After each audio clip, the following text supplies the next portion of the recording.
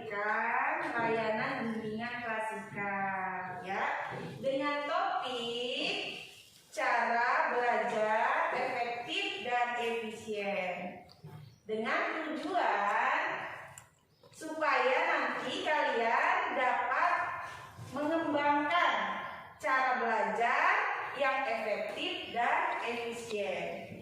Baiklah, sebelum kita mulai pembelajaran, baiknya nanti kita berdoa terlebih dahulu ya. Baiklah, untuk ketua kelas silakan pimpin doanya. Algi. Semuanya siap, gerak. Doa mulai.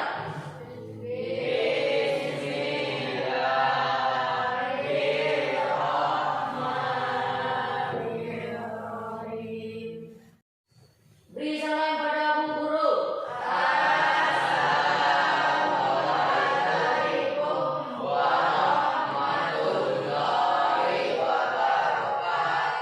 Waalaikumsalam warahmatullahi wabarakatuh. Baiklah, sebelum Ibu mulai, Ibu akan mengabsen terlebih dahulu ya. Ibu pengen melihat yang hadir hari ini siapa saja. Oke, yang pertama Restiani, Elda, Deka, Nur Suci, Lucy. Oke, semua sudah hadir ya.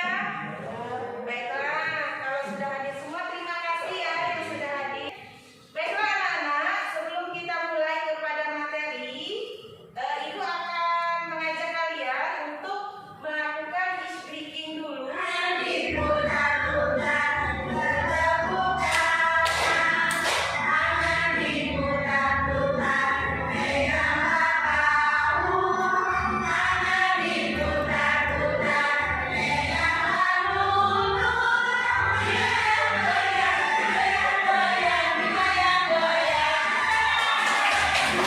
Di sini Ibu akan menampilkan video ya. Jadi video ini berkaitan dengan materi atau topik yang akan Ibu bawakan, yaitu cara belajar efektif dan efisien. Semuanya siap? Siap. Oke, silakan putar.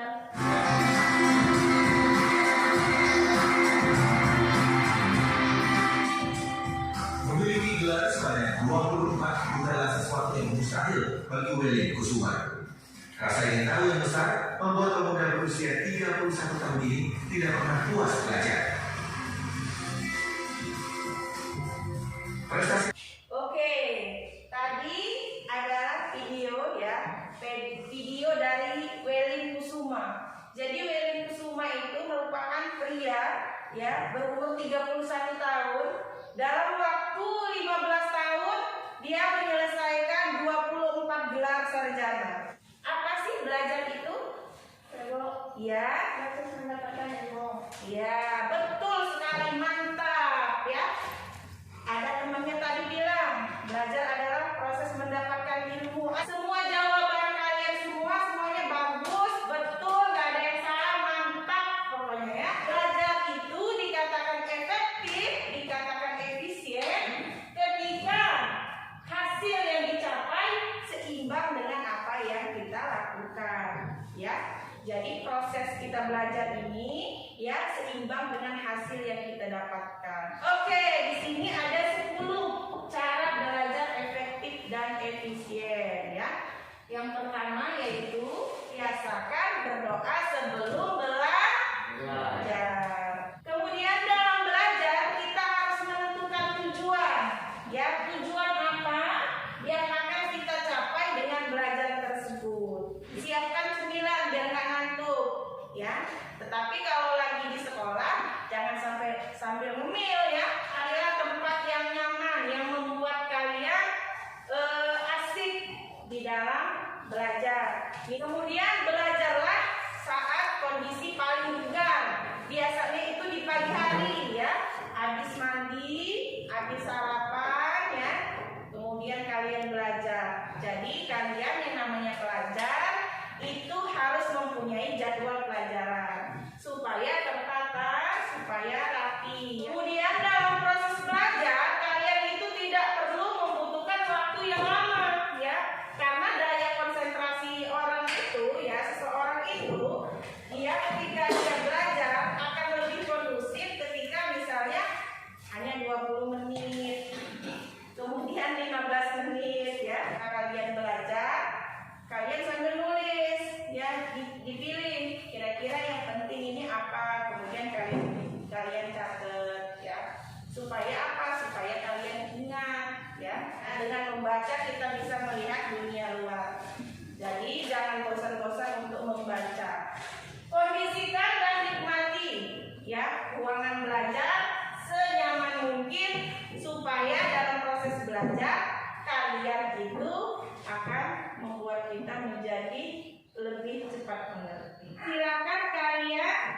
pilih cara belajar efektif dan efisien yang menurut kalian sesuai dengan karakter kalian. Ya, kalian tulis di kertas dengan besar. Ya, nanti kalian angkat dan kalian, ibu minta perwakilan salah satu nanti dibacakan alasannya ya.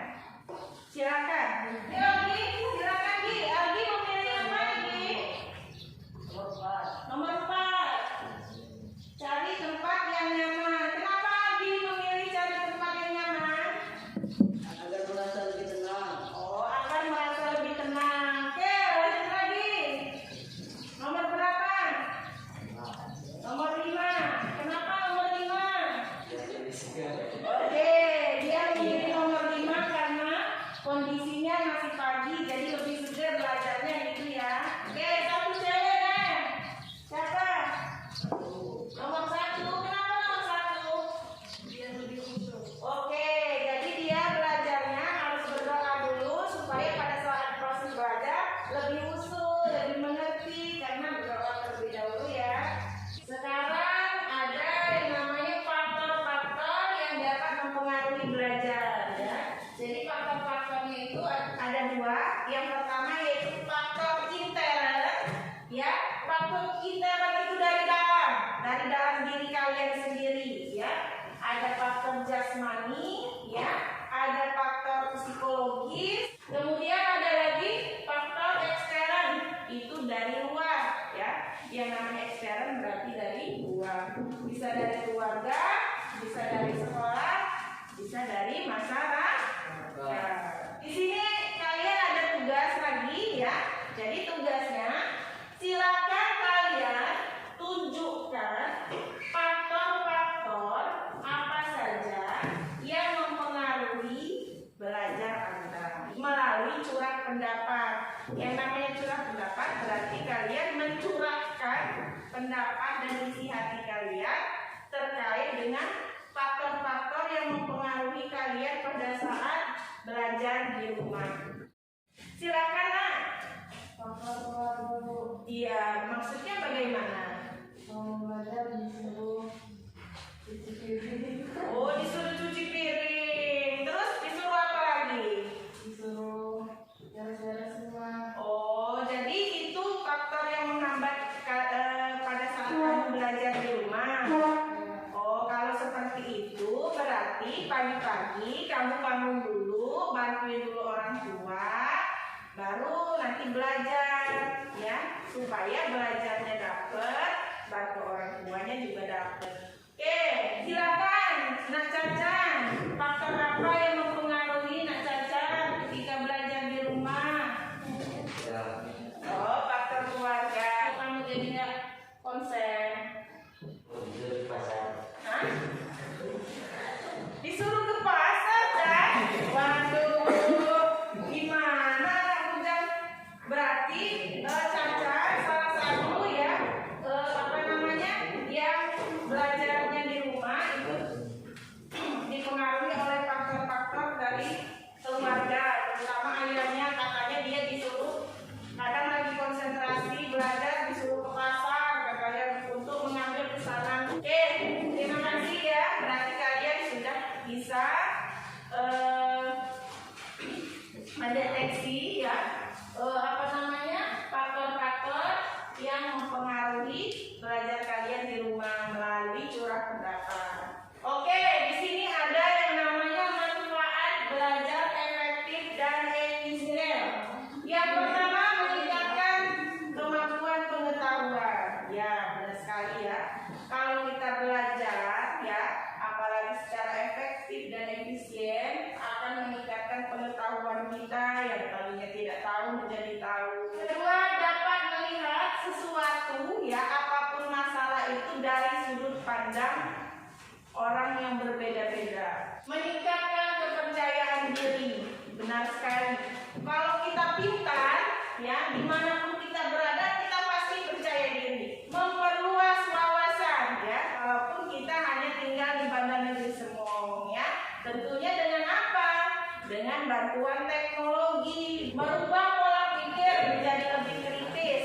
Orang yang kritis biasanya itu orang yang pintar. Meningkatkan kompetensi ketika nanti kalian di akhir semester ada yang mendapatkan peringkat ya, juara 1, juara 2, juara 3. Berguna untuk bertahan hidup. Kita akan hidup dengan ilmu, memiliki daya analisa atau imajinasi yang tinggi. Karena orang yang pintar biasanya imajinasinya tinggi.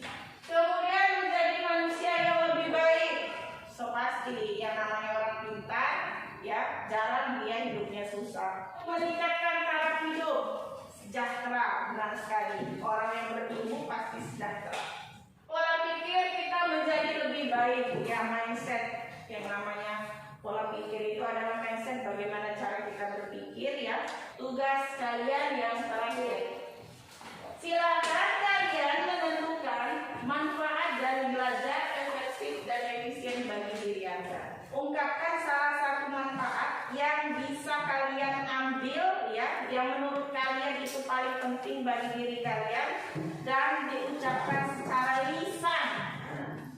Manfaat yang bisa saya peroleh adalah berimajinasi. Oke, maksudnya berimajinasi.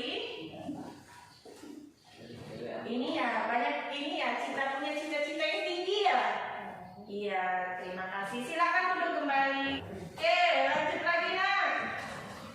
Silakan berdiri. Untuk bertahan hidup. Oke, cakep, mantap. Silakan duduk. Berguna untuk bertahan hidup. Oke, tiba saatnya ya di akhir ya. Jadi di akhir ini ada link ya. Link ini link untuk evaluasi dan LKPD kalian ya. Nanti silakan kalian kerjakan dari semua pertemuan kita tadi ya. Kesimpulan yang dapat kalian ambil itu apa? Kesimpulannya saya mendapatkan belajar efektif dan efisien. Oke, mantap. Cakep ya. Jadi katanya tadi kesimpulannya mengetahui cara belajar efektif dan efisien. Kapan Ibu ya, dari proses layanan ini kalian lebih aktif lagi dalam belajar. Jadi untuk pertemuan berikutnya kita laksanakan minggu depan ya. Mudah-mudahan kita selalu diberi kesehatan. Baiklah, sebelum kita tutup baiknya kita berdoa.